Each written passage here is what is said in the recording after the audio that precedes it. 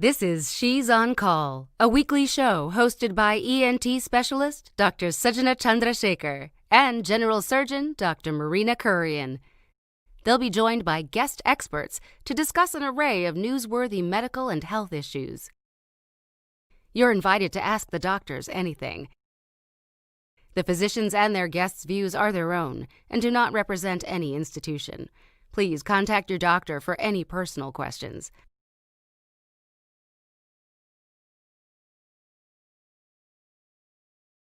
Please hit share and join us live on Facebook, Twitter, and YouTube at She's on Call, hashtag She's on Call. Please welcome our hosts.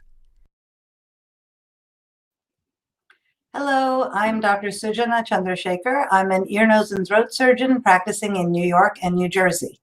Oh, you went back to the old one. I went back to the old thing. Okay. I'm Dr. Marina Kurian. I'm a general surgeon. I do minimally invasive surgery and weight loss surgery and medical counseling in New York City area. So we're very happy that you guys have joined us. Please like and share and tag your friends, because today we're going to be talking about bones and joints and inflammation. We're really honored to be joined in our show today by Dr. Nancy Yen Shipley, who is an orthopedic surgeon and host of the 6% podcast, and Miss Londyn Robinson, a fourth-year medical student interested in rheumatology and an advocate for increased representation in medical school.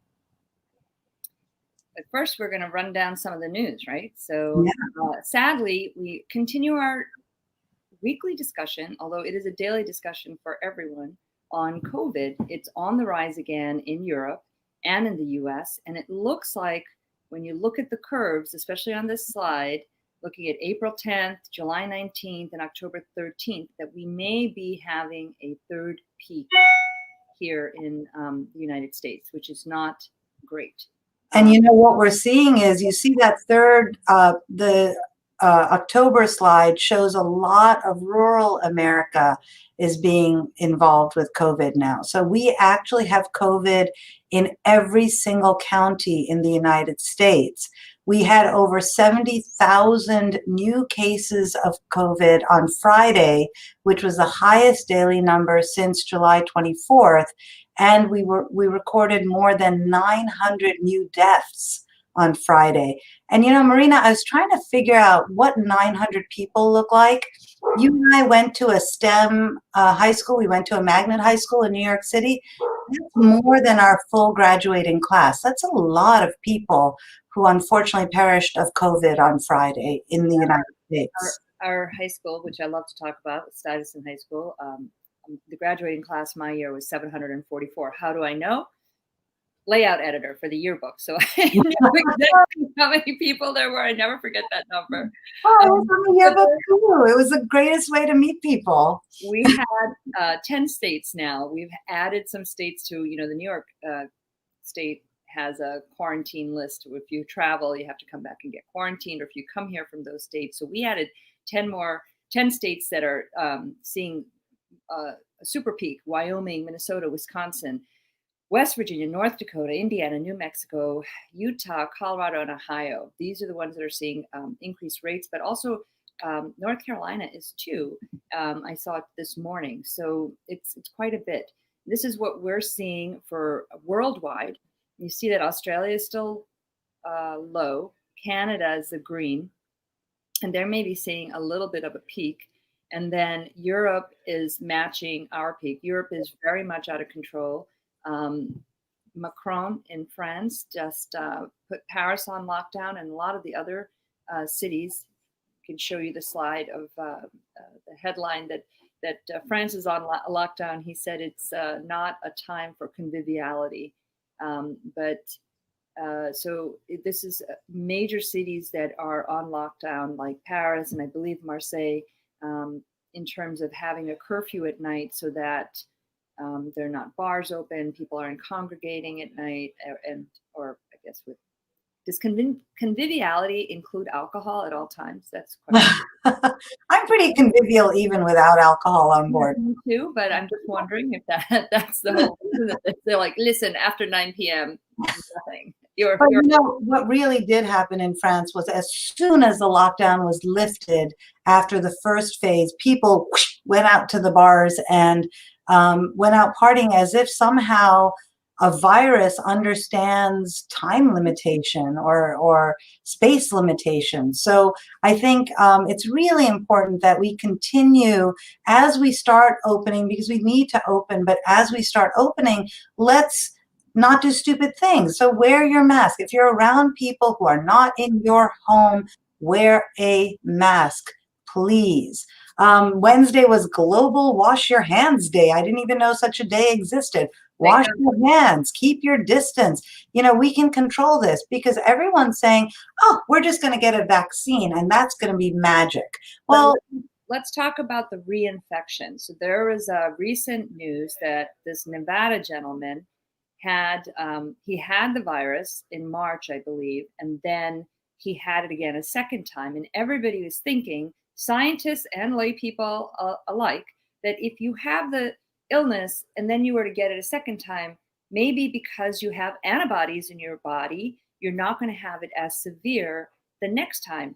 Unfortunately, I had heard about this case a few months back, and they just published this. That's why it made the news again. But the second time this gentleman had the coronavirus infection, it was actually more severe. So having antibodies in some cases is going to be helpful and may give you a lesser disease, but unfortunately for this gentleman, it wasn't. We wanted to get to some other news though. So Suju dredged up a Facebook picture of me unfairly with horrible form doing push-ups for mental health, and it was for a suicide prevention actually that I was doing this, and it was a 25 push-up challenge. I'm 2 days behind right now, people. I'm just going to be honest, but I'm going to finish it. I'm going to finish the 25, maybe 2 sets in one day just to get it done. But what I did instead, we were supposed to post videos, and I was like, no one, Sujana, needs to see my terrible form doing push-ups. So I just would try and grab a shot. You only have 10 seconds on your phone, you know, you set the timer, run and do it. And then, so I posted that, but I also posted a lot of facts on suicide prevention and warning signs and things like that, which I thought would be better than watching a video of me doing push-ups. But I want to also I was very proud of you for posting those pictures, and you did it pretty much every day. And I have to tell you, depression and suicide are huge problems worldwide before the pandemic, and certainly after the pandemic, we're seeing a lot of rise in anxiety and depression, and perhaps suicidal thoughts or behavior. So please reach out. There are suicide hotlines available 24 hours a day. You don't have to face your demons alone. And I really commend you, Marina, for going out of your way as a surgeon. We're not really supposed to think about emotions at all, but it turns out that you and I do. And really going out of your way to highlight this real issue that precedes and will post-seed this pandemic. I got tagged by a friend, you know, so that's why I said I'm not tagging any of my friends because you won't be my friends if I tag you. But listen, everyone who's watching, we have a movie star with us. Yes, it's true. Sujana Chandrasekhar. She was in a movie. It's called 4 Days in Boston. And why don't you tell us what this was? Look at her. She's so it was the world premiere of this 1 hour long documentary on the women in otolaryngology was last Saturday, and I had not seen it before its world premiere, and it's wonderful. I have to say, you can, you know, skip through the parts where I'm talking, blah, blah, blah, blah, but put on some popcorn and get out a hanky, because I think this movie really talks about the struggles and the joys of coming of age as a woman in our specialty, which is ear, nose, and throat surgery. Hard to pronounce as otolaryngology, but it's really, it's a great movie, and I really hope you take the time to watch it and watch it with your families. I was so happy that my daughter, who's 15, and my nieces, who are 16 and 21, and that one is a medical student, really got to see it and got to see these strong, strong women who have come before us. Yeah, it really is. I watched it, and just to hear the stories, and just actually, I was doing a course this weekend, and I was learning to be a better teacher. Go Sages, and train the trainers. So I was in that course, and a woman, another surgeon, was on it with me, and she said, I was called, "Hey, girl surgeon, come in here," all the time. Like, but in her training, she was the only female surgeon, so they would call her the girl surgeon, and that's how she was referred to. I mean, these things are outrageous.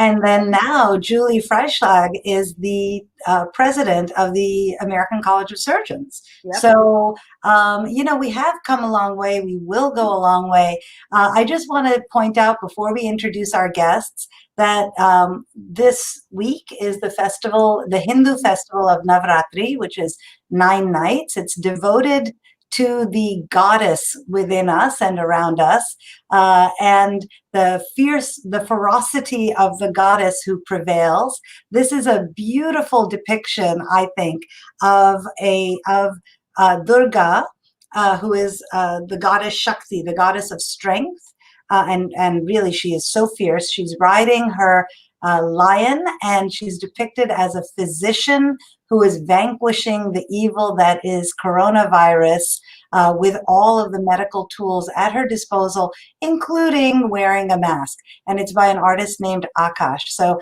happy Navratri, everyone. May good triumph over evil. And to ferocious goddesses everywhere. I love that. So let's intro our guest. We're so excited to have Dr. Nancy Yen Shipley. She is an orthopedic surgeon in Portland, Oregon. And also she is the host of the 6% podcast, which we'll talk to her about.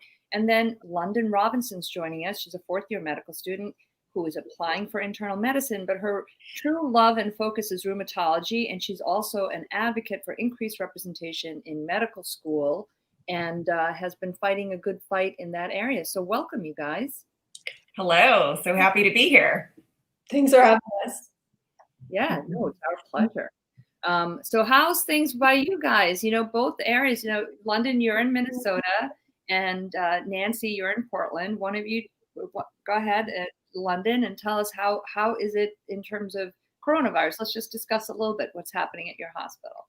So I think in Minnesota, anyway, you're starting to see a little bit more increased cases, which is what a majority of the physicians and my attendings expected, especially with fall coming up and people starting to get more reserved into their homes. They're going outside less, and so you have a lot more close contacts and increased risk of spread.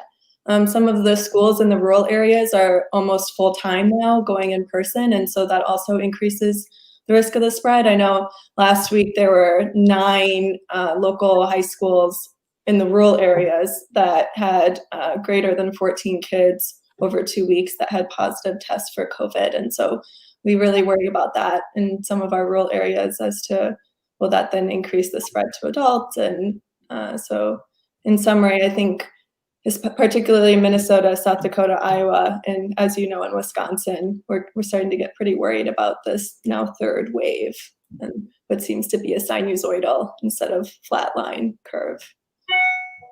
Yeah, definitely ups and downs in that respect. Nancy?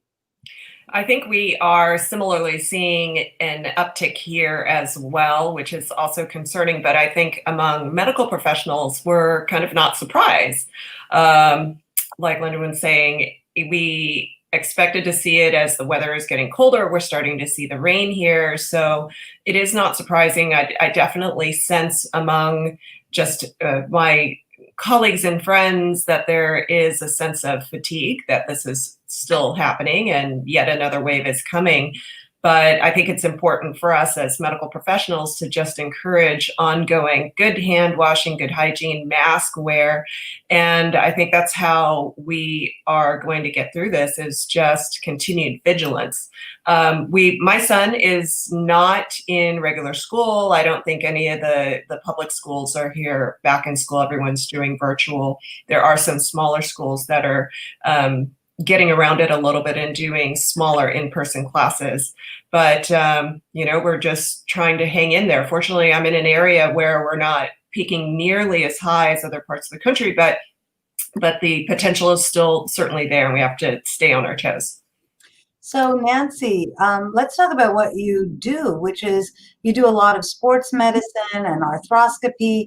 Can you talk to us about who needs you and how do you communicate with other physicians who may be taking care of the same types of problems or the same patients? Like, where is that team approach for what you do?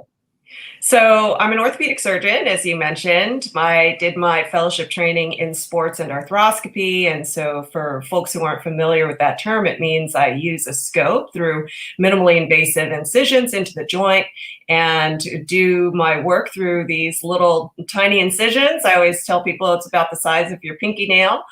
And my focus tends to be a little bit more on shoulder, although I take care of a lot of other joints as well. So some of my most common surgeries include rotator cuff repairs. I fix shoulders that are dislocating. I do shoulder replacements. And so I take care of the full gamut of shoulder problems. But I also do ACL surgeries. I take care of meniscus issues, meniscus tears, and I still do a lot of general orthopedics in which I'm fixing broken bones. And so as far as answering your second question, the interface between my role and my colleagues in medicine, I think that having a really good open line of communication is good. For example, in my office, a lot of times I'll talk to primary care physicians who have somebody walking into their office or maybe not walking into their office with either an ankle fracture or a shoulder fracture. It's not something that they need to be admitted to the hospital for, but they need assistance with management. And for myself and my partners, we cover almost the whole body between the three of us. We really try to impress upon our PCP colleagues that we are available. You can curbside us, call us anytime, and we always have urgent spots in the clinic so that we can bring people in on short notice to help manage. And then, London is looking at joints from a different perspective, right? London, you want to go forward and become a rheumatologist. Can you talk to us a little bit about your journey to medical school and why you picked medicine and then why you picked rheumatology? Sure. So as you mentioned at the opening part of this, I'm from the rural part of Minnesota. And so I attended undergrad at the University of Minnesota, and I continued on here for medical school. And I feel really blessed to be able to stay here for medical school. I first started getting involved with rheumatology, which is the study of autoimmune diseases and how they relate to the immune system. When I was 17, it was kind of fortuitous because I was dropped off by my dad dropped me off at the dorm for undergrad, and the day before I moved into the dorm, I had to get a job because I had to work all through undergrad. And the very first job that I ever got was actually as an office assistant in the Division of Rheumatology here at the University of Minnesota. And so I haven't left since. I've been here for 9 years, and I've just been extremely thankful for being able to learn from my attendings the full realm and scope of rheumatologic research. And so I went from essentially filing papers to then being a beaker washer in the labs. And then now I'm part of a few grants and work with consenting research subjects and doing large data set manipulation for some of our large statistical data cohorts. And we're now currently working on a couple of COVID-19 studies, which I can talk to you about in a little bit if that's of interest. And so most of my research focuses on rheumatoid arthritis, which gets back to this joint discussion. Particularly, we're looking at what can cause rheumatoid arthritis, why people get it, and is there anything that we can do to prevent it from worsening? And so a lot of that is looking at genetics, looking at different biomarkers, and looking at markers in blood serum and comparing that to healthy individuals. Londyn, we have a tough question for you. Okay. One of our viewers, our regular viewers, Deirdre G, she asks, when there's a complex autoimmune issue, such as one that involves ophthalmology, endocrine, dermatology, rheumatology, how is a patient supposed to navigate? Even within health systems, doctors from different specialties don't seem to communicate. Is it reasonable for us to make the patient the coordinator of all info? How do we streamline care, limit delays in diagnosis and treatment? Tough question. Well, give it to the kid. It's the tough question. Give it to the kid. Well, first of all, thank you for this question. And this is exactly why I'm applying for internal medicine and why I'm so passionate about rheumatology, because growing up, my family, and still most of my family, has exactly this issue, which is you get diagnosed with a complex disease that requires, one, health insurance that not a lot of people in the early 20s have, or if they are, they change it 3 or 4 times because they're on their parents' insurance. And as we know, when you turn 26, then you're kicked off of that. And if you're my age, then you are moving around a lot. And so it's really difficult to be able to keep up with all of these appointments. 2, rheumatologic diseases are expensive. You're taking very advanced and complex biologic medications that aren't the same thing as just taking an antibiotic that costs $20. These are hundreds of thousands of dollars annual medications that require sometimes forms of injection.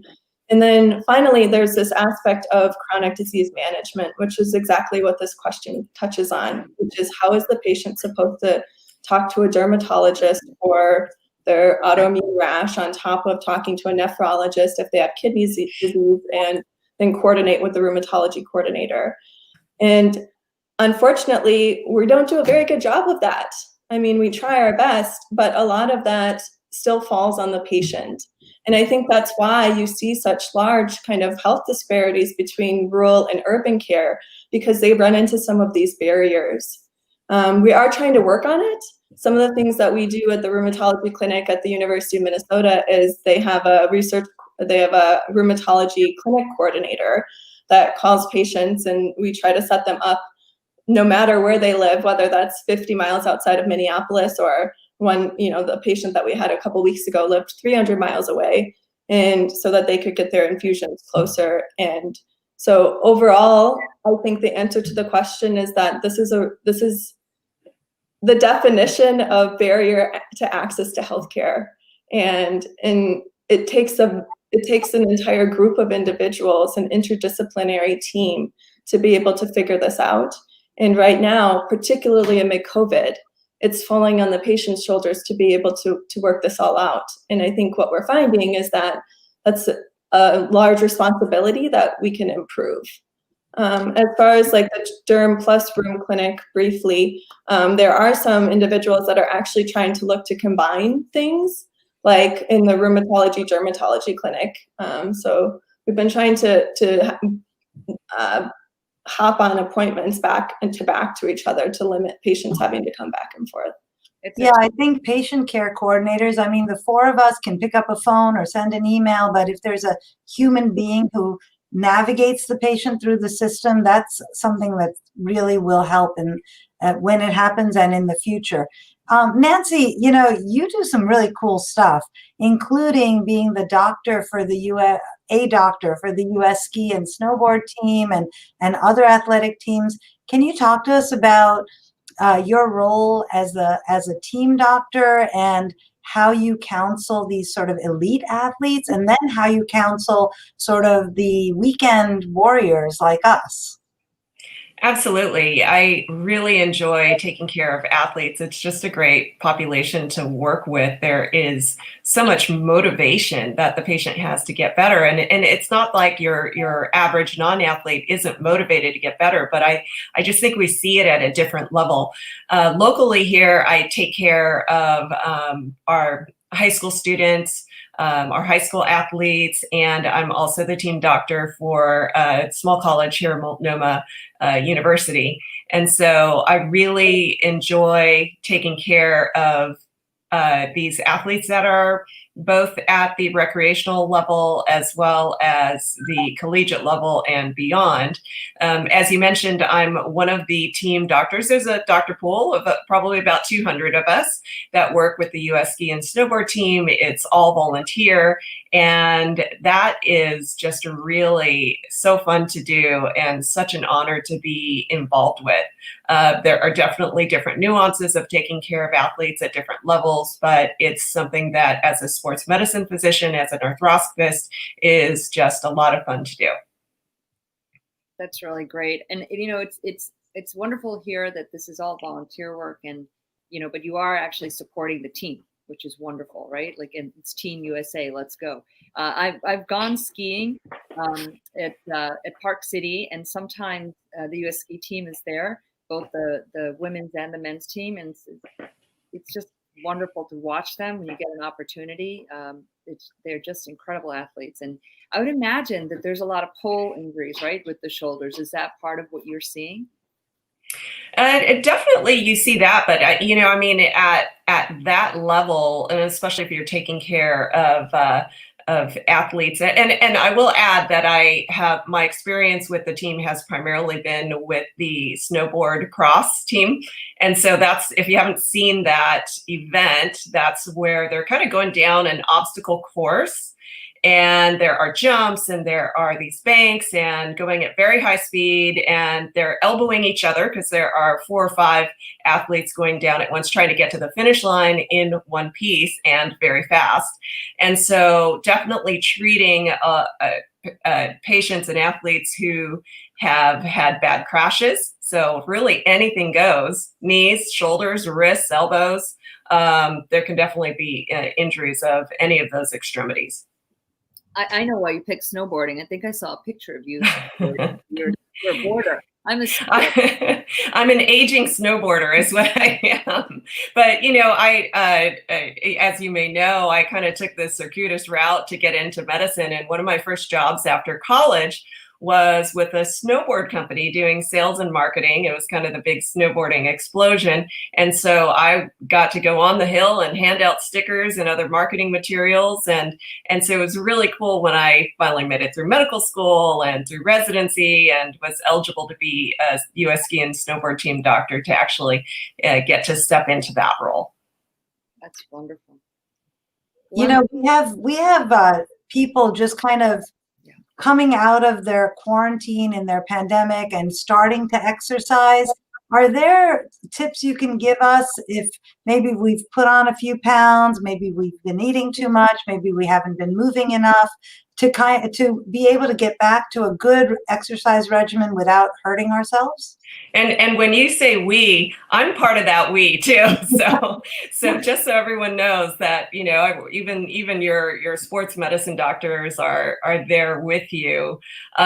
Definitely there are some tips to remember if you haven't been exercising and you're like, oh my gosh, I've just been having way too much, I don't know, potato chips, sitting here waiting for, the opportunity to get back active. There's definitely a good way to go about getting back into an increased level of activity. First of all, it's important to always check with your physician, make sure that you are cleared to exercise. And I always tell patients that it's important to think about the different pillars of exercise. So you want to make sure you're incorporating strength, cardiovascular exercise, flexibility, and don't forget about the mind body. I think that yoga is very important as well, and adding a meditation and kind of that type of a component to your overall wellness. But I always tell folks, you want to make sure that you are adding a little bit at a time as far as duration, as far as level of intensity, or if you're lifting weights as well. You want to make sure you're doing this in a stepwise fashion. It's also always a good idea to get some professional help in getting a jump on this. And so whether it is an in-person trainer or there are a lot of virtual options, obviously in-person is kind of tough. We're in pandemic, but there are a lot of virtual options as well, even just one-on-one with a trainer that can be helpful in getting you started. Londyn, let's just switch gears. Thank you so much for that, Nancy, because what I thought about that slide that had what golfers experience and dancers and weightlifters and runners. I was like, wait, there's some other stuff that's got to be going on in there. What about the rollerbladers and everything else? But this was we thought very interesting because there's so many things specific to the activity you're doing, and yet there's commonality as well. And it's hard to say this one stretch or these.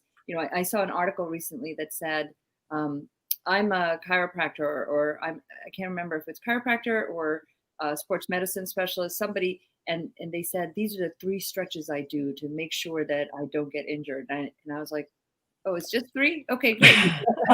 Sometimes, you're like stretching everything. 3, I can handle 3. I wanted to switch gears and ask Londyn. Londyn, you made mention, you grew up in rural Minnesota.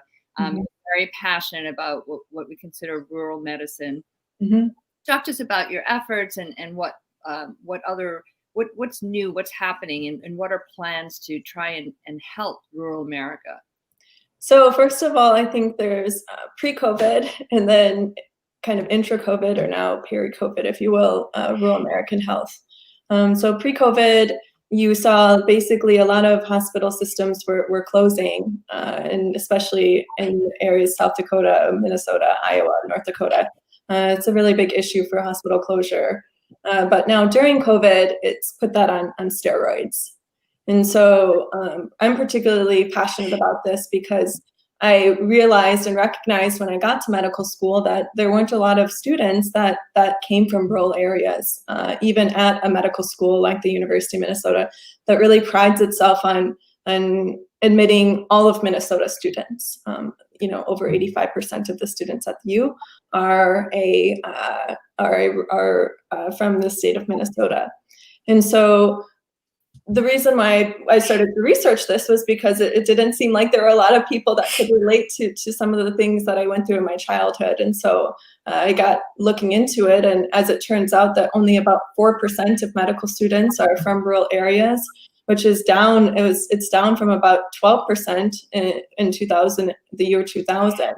And so as it stands, there's about 20,000, give or take 500 students admitted to medical school every year.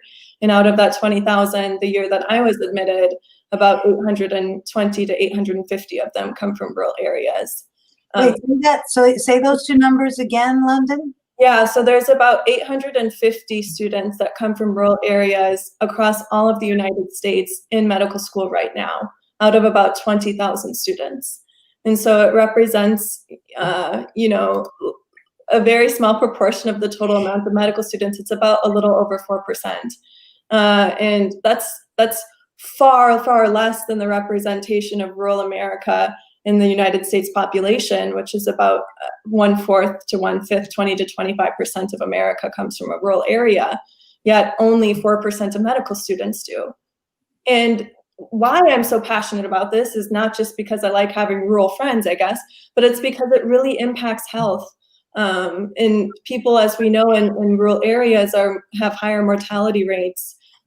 They are more likely to have things like diabetes, obesity, and high blood pressure, and less likely to get access to care, per Deirdre's question earlier, to be able to mitigate some of these health issues. And so just to put this in perspective, the states of Florida, California, and Virginia have the largest rural and urban mortality differences, and rural mortality is about 30% higher than in those 3 states than urban mortality. So if you live in rural Virginia, Florida, or California, in those rural areas, you have a 30% higher mortality rate than you would living in San Francisco, Miami, or I guess urban Virginia. And that's from is that recent? That's without COVID, right? You're talking about rural statistic, yeah. Yeah, now amid COVID, it's grim. I just tweeted yesterday an article that came out from a rural county in South Dakota, and a physician there. He was one of 3 physicians working in the entire county. In the entire county, 1 out of every 25 people have COVID. And this physician is a family medicine doctor, and his dad died of COVID, and his mom also got COVID but lived. And now he's trying to ship patients and transfer them 130 miles away to Sioux Falls. And it's just working with, to Dr. Shipley's point, people to learn about hand washing and wearing masks, and some of that public trust can be really difficult to earn in rural America. So I think these points are so important because we talk about diversity in healthcare. We talk about having diverse physicians and nurses and healthcare teams so that we can adequately take care of our population. And, to be missing, a significant chunk of our population that lives in rural counties is really terrible. We have people watching from all over the United States, from Austria, from Finland, from India. We're very happy that you guys are watching and listening and learning, just as Marina and I are. Please like and share and tag your friends who might be interested in this really important set of issues. We have a question from Louisiana, from Martha Manning, who's asking us, can you talk to us a bit, and both of you, I think, can answer this, about osteopenia versus osteoporosis? What about the use of medications such as Prolia? Maybe, Nancy, I'll start with you because I think you see the final result of poorly managed osteoporosis. So certainly, osteoporosis versus osteopenia, it's more, we're looking at a quantitative versus a qualitative description of the quality of the bone. But basically, these are both on the spectrum of poor bone quality, so that the bone is just not quite as robust. It's becoming more fragile. And where I take care of individuals a lot of times with these are fractures of the wrist, fractures of the shoulder. Definitely see a lot of that. And it poses challenge from the surgeon side in that when I do the repairs, the plates and screws may not hang on to the bone quite as well. They have a higher risk of failing that fracture fixation if there is poor bone quality. What is Prolia, though? That's one of those like Fosamax or one of these other medications. I actually am not familiar with it, and we can look it up. But it's one of those things that help actually try to restore some of the bone loss, right? So it's trying to generate some new bone growth within the bone. That's correct. And there are constantly newer medications coming out. I believe Prolia is one of the newer ones. I don't personally prescribe it. A lot of times that's where we make sure we are communicating well with the primary care physician so that they are aware that the patient has sustained a what we call a fragility fracture. The bone's more fragile. A distal radius fracture is sometimes, for some patients, one of the first cues that they have poor bone quality, and that oftentimes initiates that. Nancy, tell us, what is a distal radius? I'm so sorry. Distal radius. I'm in doctor mode.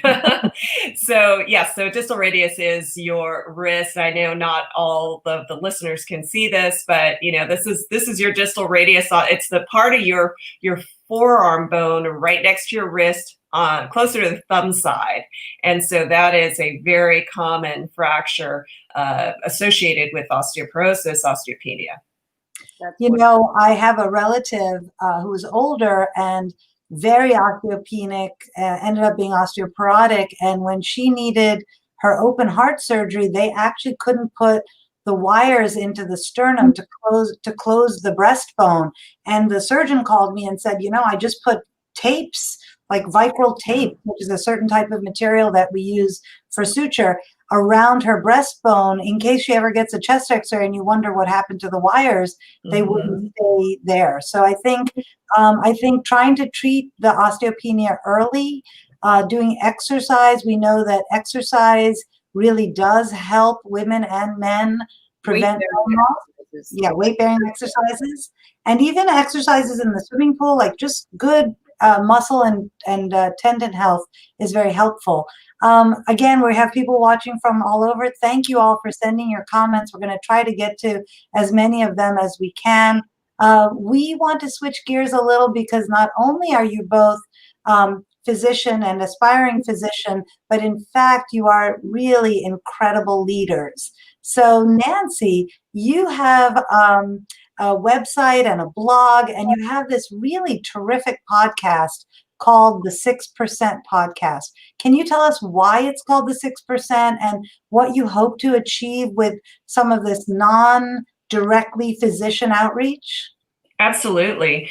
So this was a passion project of mine, and the name of the podcast, the 6%, comes from the figure of practicing women orthopedic surgeons. There are only 6% women out there practicing right now.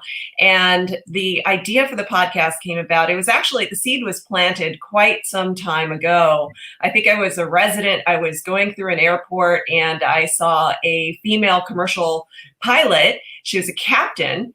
And I said, oh my gosh, I really just have not seen that many women in aviation. And that's kind of like me, not that many women in orthopedics. And I just wanted to say, hey, can we grab a coffee? I would love to hear your story and see what kind of commonalities there are. And so as I thought about all the different careers out there that are traditionally male dominated, I realized that these women all have these common experiences, even though their careers are so disparate.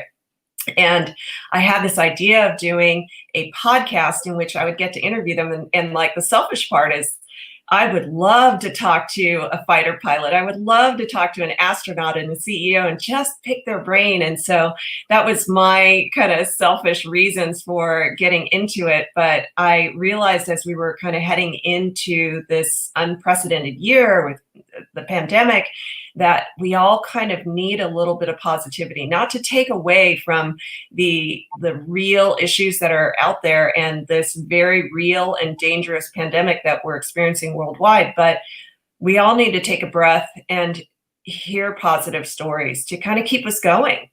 And so when the pandemic happened, I went through, a period of time where I'm like, oh my gosh, what's going to happen with my practice, and worried about my patients, worried about the general public and this big public health issue, worried about my husband, who's an ICU physician, and the risk to other healthcare personnel taking care of the COVID patients.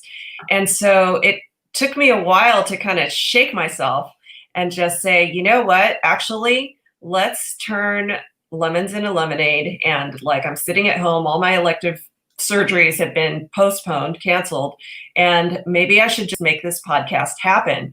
And so that ended up being the birth of the podcast. I started Googling, how do I podcast? And I ended up launching, and now I'm in the middle of my second season. I'm recording for my third, and it's just been this amazing ride. And what is fantastic is that you've interviewed people from so many different disciplines, and I encourage everybody to go. What's the easiest way? Just to Google the 6% podcast? Yeah, you can find it on my website. It's nancymd.com/podcast.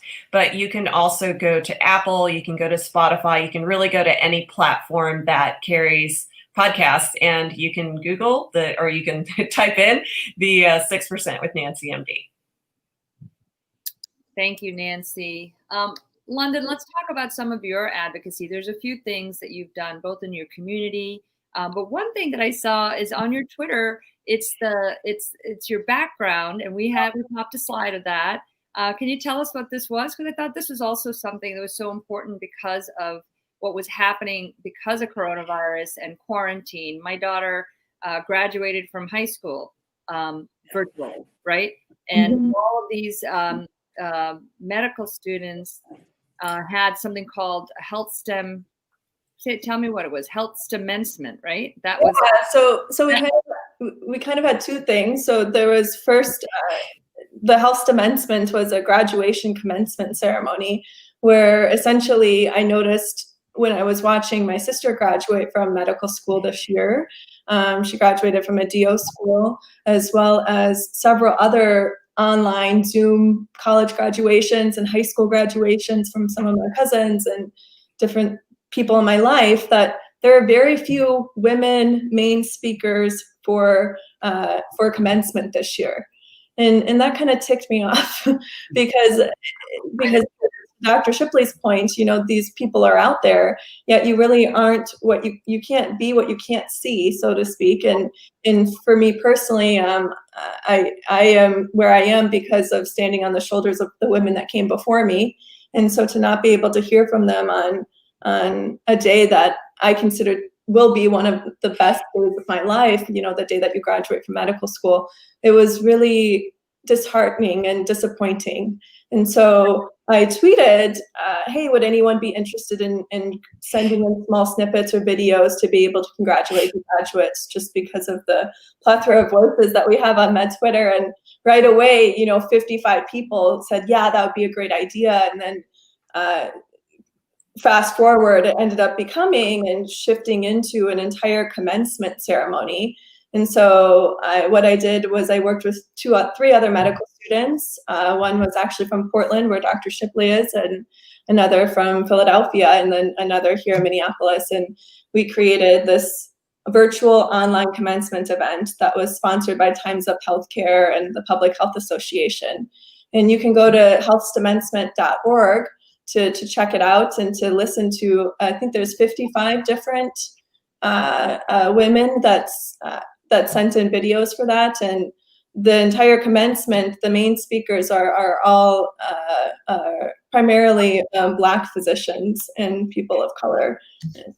We only unfortunately have about 15 minutes left, which is too bad, because we could talk to you guys forever. We want to go back to a medical question, and then I do want to talk a little bit more about both of your advocacy work. So, there's a lot of claims about certain medicines that help in COVID-19, and the World Health Organization this week published a huge study called the Solidarity Trial. It's the WHO Solidarity Trial.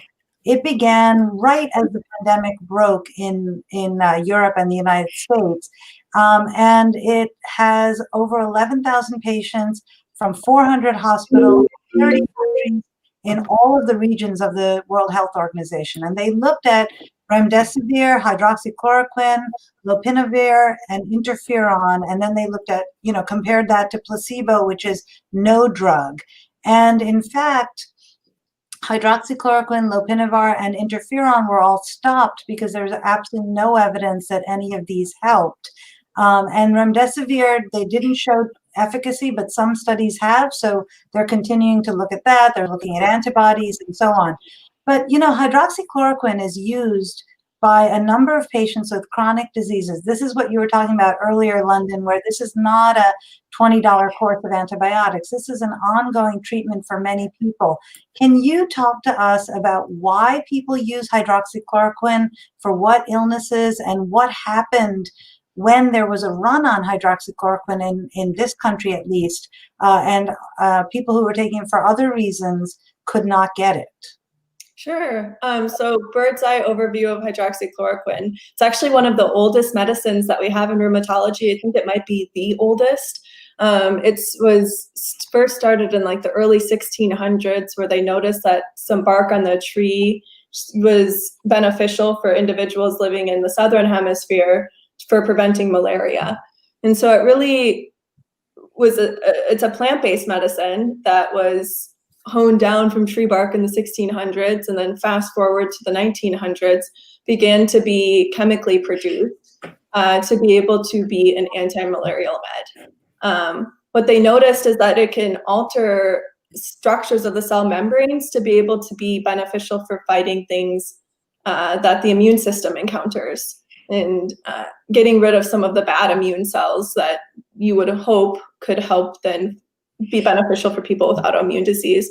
So they recognized that it could be beneficial for people with lupus and rheumatoid arthritis, which are actually two of the drugs that are the two of the FDA approved indications for hydroxychloroquine. And so most every patient that has lupus is started on hydroxychloroquine unless they have some reasons why they can't be on it, which is typically very rare. Most people tolerate it really well. It can also be used to treat malaria, as we said before. But what the real thing was with COVID is that some individuals thought, well, if this can be used to treat malaria, and it can also be used to treat arthritis, and it's good for the immune system by blocking certain, we call them toll-like receptors, in order to inhibit T cell functionings, would it also be good for COVID? And the answer is no, it's not. There was an emergency use authorization that was given I think in it was early April, end of March, to be able to use hydroxychloroquine for COVID. And then, as you said, in June, that was already proven to be false. And in the meantime, though, what happened was there was a scatter of individuals that went to the pharmacy to be able to pick up hydroxychloroquine, and that left a lot of rheumatologic rheum patients without meds. So there are some people that would travel to 5 to 6 to 7 different pharmacies to be able to get hydroxychloroquine. So I'm just really thankful now that unequivocally we can say that it does not benefit for COVID at this point in time, and hopefully they're improving their stock so that some of the rheumatologic patients can go back to their basic life-saving drug that they need in order to. It was an issue because people were hoarding the medication, and really there was no data. And I know a lot of people took it. Not that I know people who took it, but I know people did take it, right? And it was such a threat for the people who actually needed it, and it was their lifeline. And a lot of misinformation in the media and on people who had a pulpit to talk about it. And unfortunately, that was a disaster. Okay, Nancy, let's switch some gears, okay? I want to talk to you a little bit about the fantastic, like the stem cell therapy and platelet-rich plasma, or PRP, for joints or knees, because we've heard some great stories about that. We're going to maybe put up the slide on stem cell therapy for us, and then Nancy, if you can comment. Sure. So, there's definitely a lot of press out there for stem cells. And, I personally don't administer stem cells. I feel like there is still so much that we need to know and learn about stem cells. And I also have some concern that there's a lot of direct-to-consumer marketing out there, and there are a lot of dedicated stem cell clinics. And they're touting a treatment that we maybe just don't have enough evidence for. I have a lot of patients coming in to see me with end-stage arthritis, with other various issues, asking if I can inject them with stem cells. First of all, I don't have that equipment in my office to do it, but I always talk to them about their entire span of options for treatment. And sometimes we just have a situation in which the arthritis is just too far gone. The cartilage is gone. This individual has bone-on-bone arthritis. And, there is not only an issue there where the osteoarthritis has caused them to lose all of their cartilage. There are mechanical imbalances here that just stem cells aren't going to fix. And in individuals where you have deformity, you have bone-on-bone arthritis, ultimately, it may be that, we probably can only really truly treat this with a joint replacement at that point. You can't avoid surgery. Let's just see, we didn't talk about PRP, which I really wanted to talk about because of A-Rod. Alex Rodriguez historically had some PRP to the ankle, but in the interest of time, we're going to move on. I know, Nancy, you do a lot of shoulder work. And actually, I was trying to, on the pre-show, get to you and say, because my mom had a fall and an injury, and someone was telling me to do a partial replacement. But because of her age, I was like, maybe not. But let's talk about some of the shoulder myths that are out there, because I know a lot of our viewers probably have experienced shoulder pain or even had tears. Yeah, absolutely. There are a lot of shoulder myths out there. And a lot of the stuff that I do in clinic is kind of dispelling these myths. As physicians, a lot of times we act as educators. We're educating our patients on their options. So myth number one, a lot of patients come in thinking, oh my gosh, I have a rotator cuff tear, whether it's partial or complete. And the myth is all rotator cuff tears need surgery, and that is not true. Some may need surgery, but a lot of times that's not our first recommendation. There are a lot of conservative options, meaning non-surgical options for treatment. It may be physical therapy. It may be a cortisone injection. It may be maybe rest and activity modification. There are a lot of things that can be done before we jump into surgery. And one of the interesting facts that I often share with my patients is that just because the MRI shows that there is a rotator cuff tear doesn't mean it has to be fixed. There is actually a percentage of patients, which increases in each decade, of tears that can be present even in asymptomatic shoulders, so people who have no symptoms at all. And so you look at individuals in their 70s. I always tell my patients this, if you took 100 patients who are in their 70s who have no shoulder problems at all, 30% of them would have a rotator cuff tear. So does everybody need surgery? No, not necessarily. So I think that's an important piece of information, not just for the patient, but even for some of my referring doctors, that, okay, it doesn't necessarily mean that they need surgery.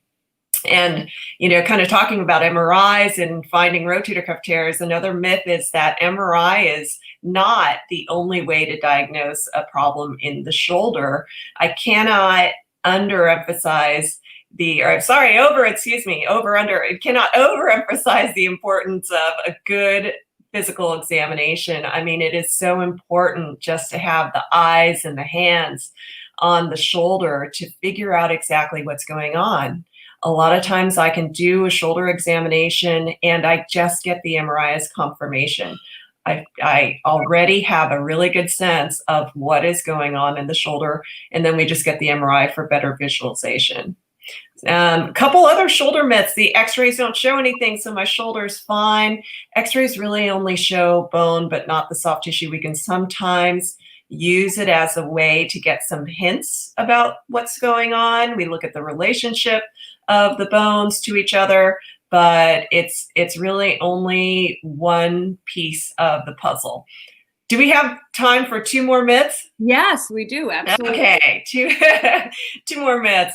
So I must do overhead strengthening to get my shoulders strong. I think that's another myth. People say, oh, I want to prevent shoulder problems, or, oh, my shoulders are hurting a little bit, so, let me do some military presses overhead. And for some individuals, exercises like these can actually exacerbate the problem or make the problem worse in the shoulder, because if you have any inflammation already in your rotator cuff or in some of the bursa cushioning above the rotator cuff, then doing overhead presses could actually squeeze these areas even more and make the problem worse. And so I do talk to my patients a lot, especially the ones who like to lift weights, about some modifications and maybe what they can do to strengthen that does not involve pushing something overhead, which can make it worse. And then the last shoulder myth I'd like to share is that I already work out, or I already have a very physical job. I work in construction, so I don't need more exercises to rehab my shoulders. And I think that is a pretty common myth. I will treat patients who come in and they're, heavy duty construction workers, but a lot of times in those physical jobs, we are not rehabbing or not conditioning our rotator cuff. And so there are some very specific exercises that can be done to keep the rotator cuff healthy and in good shape. Thank you so much. I think, as you're talking, I'm kind of rolling, making a lot of natural sounds. Working the posture. So thank you so much. We've had people commenting from all over. Danny Chelius, who's an ENT surgeon, says, I hope internal medicine and rheumatology directors are listening to this. London, talking about comprehensive care is really important. Srini Iyengar, who's an eye surgeon in San Diego and will be our guest next week as we talk about global ophthalmology, says, listen, if you're on hydroxychloroquine for a long time, you need regular eye checkups because there could be eye issues with it. There can be hearing issues with it. But London, we have two things to ask you really quick. Sure. And they're terribly hard to answer. One is, we have a great question about imposter syndrome. And imposter syndrome is when somebody incredibly accomplished like you looks in the mirror and only sees their failures or some other person whom none of us recognize in the mirror. And how do you overcome that having broken through both as a woman and as somebody who doesn't come from the normal pathway or the usual pathway to medical school. And then Nancy gave us 5 incredible tips for our shoulders. Can you give us 3 takeaways that you'd like our audience to hear? Sure. So I guess really quickly, imposter syndrome is everything. I guess to me, you always feel like you go around and you look around and you say, does anyone come from where I come from? Did any parents not be a doctor? Is there anyone here who doesn't have a doctor in the family? It's a very common theme. And so I guess what I can say is how I like to dismantle that is actually by using social media. Think med Twitter and pre-med Twitter and getting advice from individuals that are willing to help is a way that you can help limit some of those barriers. A lot of the mentorship that I had came from individuals that weren't even at my own institution. Granted, everything that I basically have done has come from the mentorship that I've had at the University of Minnesota, but a lot of the breaking the barrier of imposter syndrome has come from individuals on Twitter and individuals who come from rural areas that can congregate in ways like social media or like even the discussion that we're having now, to be able to feel like, hey, we see you and we hear from you. And in fact, for anyone listening that's a pre-medical student, you can go to my Twitter page. The very first comment on my Twitter page, and I'll keep this there forever, is individuals that are willing to help underrepresented medicine pre-medical students that are hoping to be able to break through some of these barriers and get into medical school. And they'll look over your personal statement, applications. You can always direct message me at any time, and I'll be able to answer any questions. As far as I know, we're going over time, so two takeaways, I guess, is number one is that I think a lot of people don't understand rheumatologic conditions because they're really complex.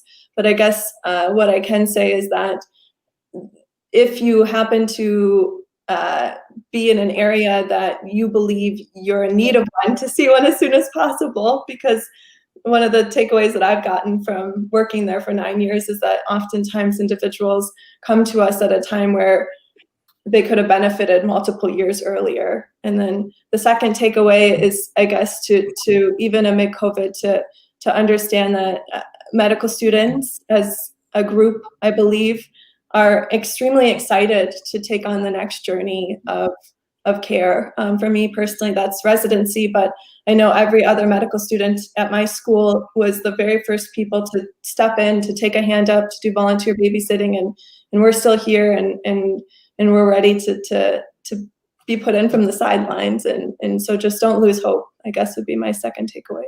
I want to thank both of you. What a fantastic show. Thank you so much. So Dr. Nancy Yen Shipley, she's an orthopedist in Portland, Oregon, and also a host of the 6% podcast. What did you do during COVID? I made a podcast. Yeah. No one we made a show. We made a show.